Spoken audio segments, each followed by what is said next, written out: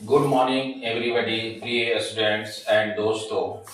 अभी supreme court में एक विवाद चल रहा है एनसीईआरटी को लेकर के। एनसीईआरटी के 8वें क्लास के सामाजिक विज्ञान में एक टॉपिक जोड़ा गया है और वह टॉपिक है न्यायपालिका में भ्रष्टाचार।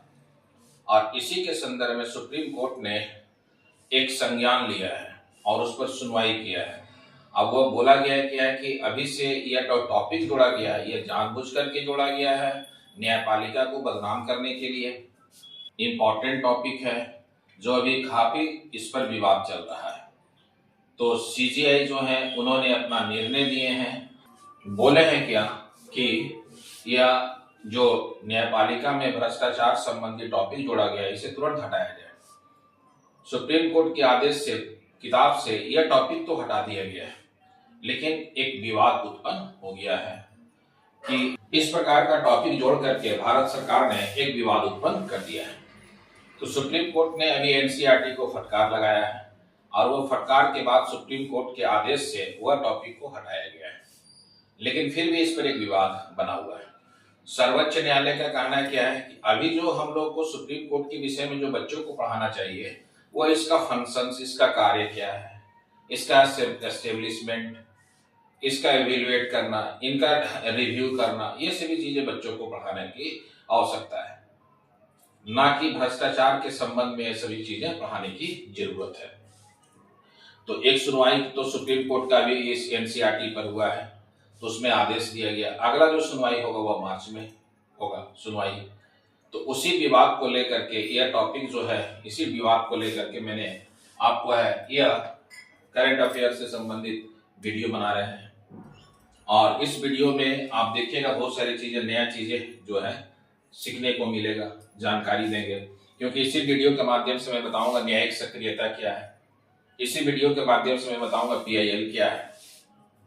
फिर अनुच्छेद 2 यहाँ आएगा, एक अनुच्छेद 32 है, दूसरा एक अनुच्छेद 226। तो सुप्रीम कोर्ट का यह बहुत इंपॉर्टेंट है। फिर इसी से जुड़ा हुआ है सो मोटो केस। सो मोटो एक क्षेत्राधिकार है सुप्रीम कोर्ट के तहत, उस क्षेत्राधिकार से सुप्रीम कोर्ट स्वतंत्र होकर के कोई भी निर्णय दे सकता है। तो इन्हीं सभी बिंदुओं पर हम लोग चर्चा करने के लिए यह आपको है, देखिए बोर्ड पर मैं लिखा हूं, एक एक पॉइंट करके आपको मैं समझाते चलूंगा। और यह क्वेश्चन एग्जाम में पीआईएल के माध्यम से 2018 में आरएस में आया हुआ है, 2017 में दिल्ली पुलिस में क्वेश्चन पूछा गया पीआईएल लिया कहां से गया है। आप जब देखिएगा तो बहुत सारे एग्जाम में क्वेश्चन पूछा गया, शॉर्ट नोट्स में पूछा है न्यायिक सक्रियता क्या होता है। अब न्यायिक सक्रियता कहां से लिया गया है, ये भी अमेरिका से लिया गया है। पीआईएल का भारत में जनक कौन है, और सो मोटो को सुप्रीम कोर्ट ने मान्यता कर दिया है। ये सभी बिंदुओं पर हम लोग एक एक करके चर्चा करते हैं।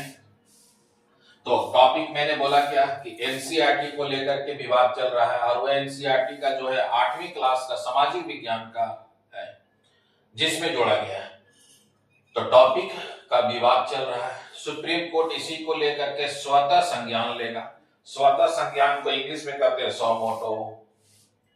अच्छा, यह जो टॉपिक जोड़ा गया है सामाजिक विज्ञान में और न्यायपालिका में भ्रष्टाचार के संबंध में बताया गया है। और अभी से बच्चों को ये चीजें बताया जाएगा तो उनकी मानसिक क्या होगा, मानसिक उनका सही नहीं हो पाएगा। तो इसीलिए इस टॉपिक को तो हटा दिया गया है, लेकिन एक भारत में भी विवाद बना हुआ है। तो आप याद रखिएगा एनसीईआरटी की नई सामाजिक विज्ञान की किताब में हमारे समाज में न्यायपालिका की भूमिका नामक अध्याय में पहली बार न्यायपालिका में भ्रष्टाचार शब्द को टॉपिक जोड़ा गया था। इसी को लेकर के विवाद उत्पन्न हुआ है। अच्छा, न्यायपालिका में जो भ्रष्टाचार है, न्यायिक भ्रष्टाचार के विषय में जो बताया गया, न्यायपालिका के विभिन्न स्तरों पर भ्रष्टाचार है। न्यायपालिका के विभिन्न स्तरों पर क्या है, भ्रष्टाचार तो है, ये तो नो डाउट, लेकिन इसमें आपको है डायरेक्ट लिखा हुआ है, इसीलिए इंपॉर्टेंट है। तो न्यायपालिका के विभिन्न स्तरों पर भ्रष्टाचार मौजूद है।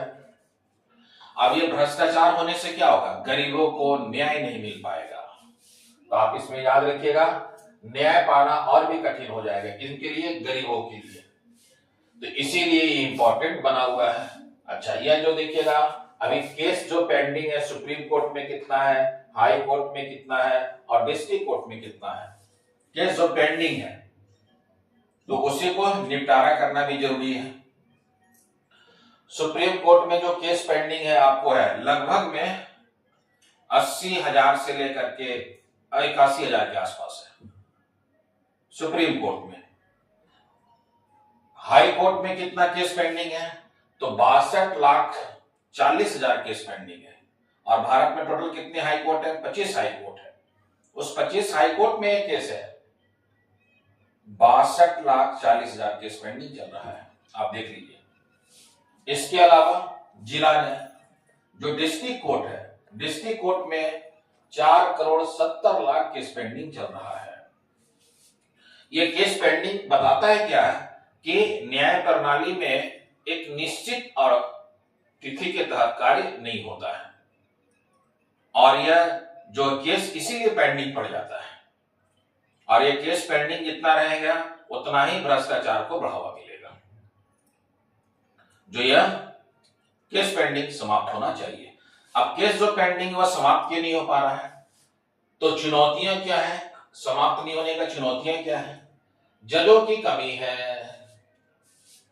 जज क्या है? जितने होने चाहिए जज उतने नहीं है, इसीलिए यह आपको है समस्या बना हुआ है पेंडिंग केस का, पहला। दूसरा, जटिल कानून प्रक्रिया है। कानून प्रक्रिया क्या है? बहुत ही जटिल है, जिस कारण यह पेंडिंग बना हुआ है। तीसरा, इंटरफेयर है, राजनीतिक हस्तक्षेप भी देखने को मिलता है। इसके अलावा देखिएगा 2017 से 2021 तक में न्यायाधीशों पर लगभग में 1600 शिकायतें दर्ज किया गया इनके खिलाफ। जो भारत में न्यायाधीश हैं उनके खिलाफ शिकायत भी है, लगभग 1600 शिकायत चल रहा है। ये सभी क्या है? समस्याएं इनके से जुड़ा हुआ है। अब हम लोग को जो पढ़ना है मेन है यह स्वतः संज्ञान, क्योंकि सुप्रीम कोर्ट ने अभी जो अपना निर्णय दिया है वो स्वतः संज्ञान में दिया है। स्वतः संज्ञान को सो मोटो कहा जाता है, और स्वतः संज्ञान एक क्षेत्राधिकार है। पहले सुप्रीम कोर्ट के पास ये क्षेत्राधिकार नहीं था, लेकिन 2014 में इसे मान्यता दे दिया गया। तो ये बहुत ही इंपॉर्टेंट है स्वतः संज्ञान।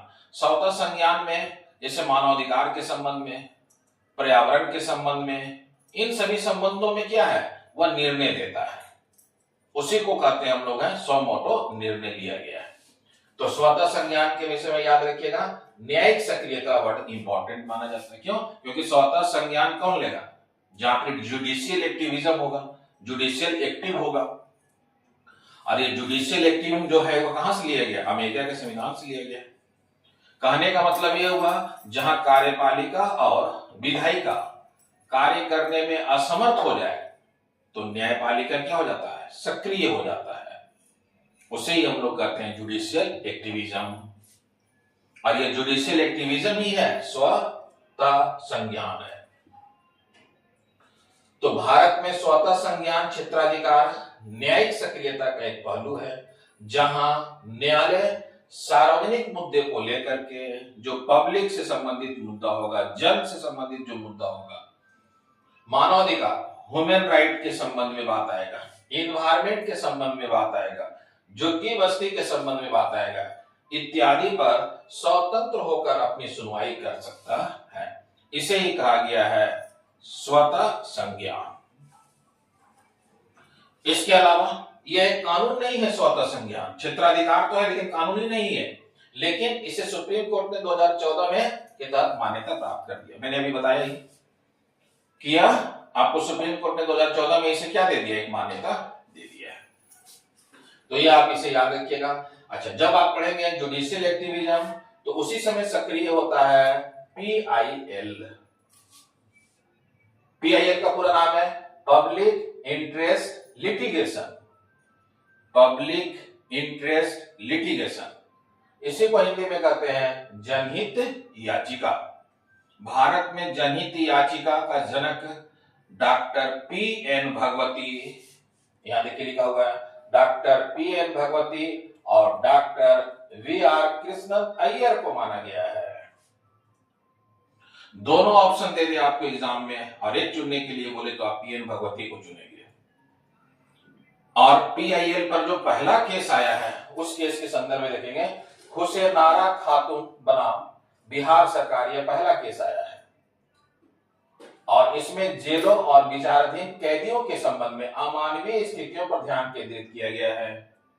जो जेल में रह रहे हैं कैदी, उन पर अमानवीय व्यवहार हो रहा है, उसी के संदर्भ में यह पहला केस आया था। बिहार से था, हुसैनारा खातून बनाम बिहार सरकार। और इसमें टोटल 2 न्यायाधीश थे, 2 न्यायाधीशों का बेंच था। एक तो पीएन भगवती थे, जो मैंने बताया आपको, दूसरा थे डीएफ देसाई। इन दोनों का बेंच ने ही पहला ही अपना सुनवाई किया 9 मार्च 1979 को। और यह केस कभी भी आपके एग्जाम में आ सकता है, पीआईएल पर पहला केस। तो आप इसे याद रखिएगा, बहुत ही इंपॉर्टेंट है पीआईएल। अच्छा, पीआईएल की जब भी सुनवाई होगा तो सुप्रीम कोर्ट जब भी सुनवाई करेगा तो अनुच्छेद 32 के तहत करेगा, और हाई कोर्ट जब भी करना हो तो अनुच्छेद 226 के तहत करेगा। अच्छा, यह एक व्यक्ति के रूप में भी हो सकता है, समूह के रूप में भी हो सकता है, संस्था के रूप में भी, एनजीओ के रूप में भी काम कर सकता है, जो सबसे इंपॉर्टेंट है। इसके अलावा मैंने बोला क्या कि पीआईएल का जनक, पीआईएल हम लोगों ने लिए कहां से, तो अमेरिका से। जनक कौन है, 2 व्यक्ति, एक पीएन भगवती, दूसरा वी.आर. कृष्ण अय्यर है। इसके माध्यम से क्या क्या सुनवाई किया जा सकता है, कोई भी एक आपको एनजीओ केस दायर कर सकता है, संस्था भी दायर कर सकता है, एक समूह के द्वारा भी दायर किया जा सकता है।